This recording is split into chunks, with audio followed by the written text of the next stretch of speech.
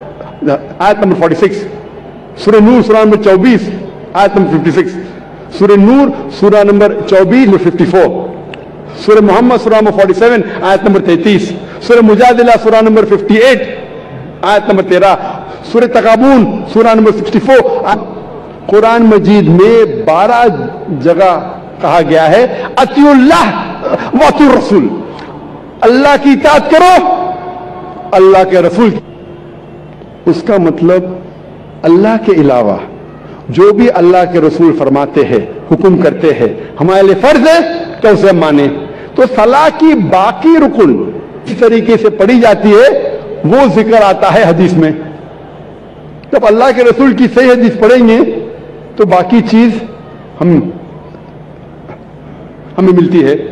और अल्लाह के रसूल फरमाते हैं सही बुखारी में जिल्द नंबर 1 किताब हदीस नंबर 604 में, pray as you see me pray, नमाज पढ़ो जिस तरीके से आप मुझे पढ़ते हुए देख रहे हैं। और यह हदीस दोहराई गई है कई जगह, ये दोहराई गई है सही बुखारी में जिल्द नंबर 9 में, जिस तरीके से आप मुझे पढ़ते हुए देख रहे हैं।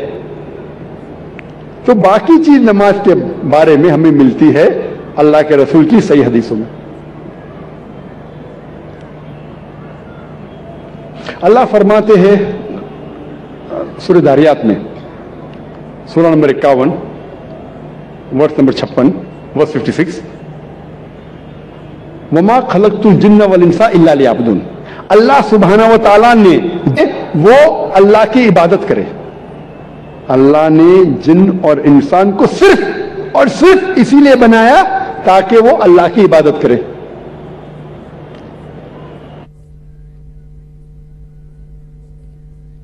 बंदगी, बंदा,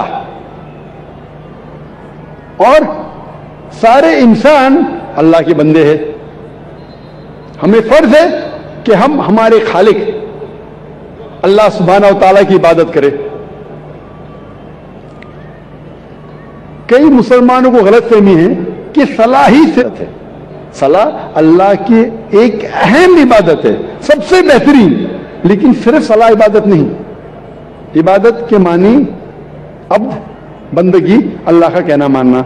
जब हम अल्लाह का हुक्म मानते हैं तो हम अल्लाह की इबादत कर रहे हैं।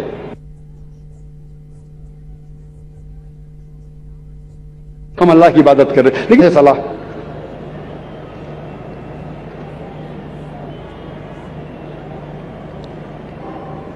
सलाह नला नए पढ़ने के कई नुकसानात है।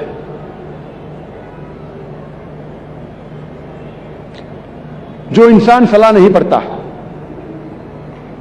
उसका ईमान कमजोर होता है। हो सकता है कि वो अपना ईमान भी गवाए। इंसान सोचने लगता है कि मेरे पास पैसा है, मेरे पास दौलत है, ऐश है, आराम है, अल्लाह से दूर जाता है। सलाह नहीं पढ़ने से आपकी जिंदगी में डिसिप्लिन नहीं आती है। हो सकता है कोई शख्स मुझसे पूछेगा, मैं कई लोग को जानता हूं जो सलाह नहीं पढ़ते लेकिन एकदम पाबंद है, अपॉइंटमेंट के पाबंद है, डिसिप्लिन है। मैं जानता हूं कई मुसलमान जो सलाह नहीं पढ़ते लेकिन डिसिप्लिन है, कई गैर मुसलमान है जो सलाह नहीं पढ़ते लेकिन एकदम डिसिप्लिन है, अपॉइंटमेंट देंगे बराबर पे मौजूद रहेंगे। ये डिसिप्लिन का जिक्र ही नहीं कर रहा हूं मैं, आला दर्जे की डिसिप्लिन की बात कर रहा हूं। ये तो नीचे दर्जे का डिसिप्लिन है। अगर कोई शख्स अपने मुलाजिम को अपॉइंटमेंट दे रहा है तो अक्सर वो अगर अपॉइंटमेंट के पाबंदी में नहीं करेंगे उसे कोई फर्क पड़ता नहीं, मेरा मुलाजिम है, मैं आधा घंटा लेट जाऊं क्या फर्क पड़ता है, क्योंकि वो उससे नीचा है। अपॉइंटमेंट 10 बजे का आप पहुंचे, 10:15 को पहुंचे, 10:30 को पहुंचे, 11 बजे नहीं भी पहुंचे, मुलाजिम है, कोई फर्क पड़ता नहीं। अगर आप अपने बिजनेस पार्टनर को अपॉइंटमेंट दे रहे, आप कोशिश करेंगे टाइम पे रहेंगे, मैं मेरे बिजनेस पार्टनर को तकलीफ नहीं देना, अपॉइंटमेंट के टाइम पे रहेंगे।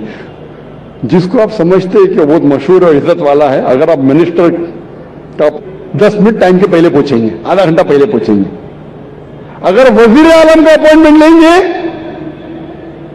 आप डरेंगे कि अपॉइंटमेंट छूटने जाएगा तो आधा घंटा पहले पहुंचेंगे, 1 घंटा पहले पहुंचेंगे। ये इंसान की फितरत है।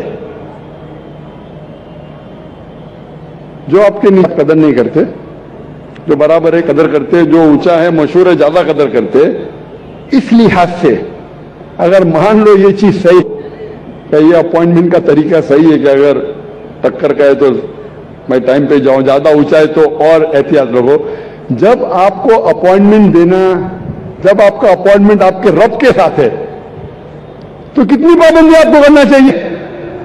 अगर वजीर को मिलने के लिए इतनी पाबंदी कर रहे तो अपने रब को मिलने के लिए कितनी पाबंदी करना चाहिए आपको? रब का मुकाबला वजीर से हो ही नहीं सकता है। वलम यकुल्लहु कुफुवन अहद, उसके जैसा कोई नहीं है। तो मैं उस अपॉइंटमेंट की बात कर रहा हूं, ऊंचे दर्जे की। अगर सलाह से दूर रहेंगे तो आपकी जिंदगी में आएंगे ही नहीं। जब जो आप खाली वो वजीर आपका थोड़ा फेवर करता है तो आप हिल जाते हैं, उसके लिए कुछ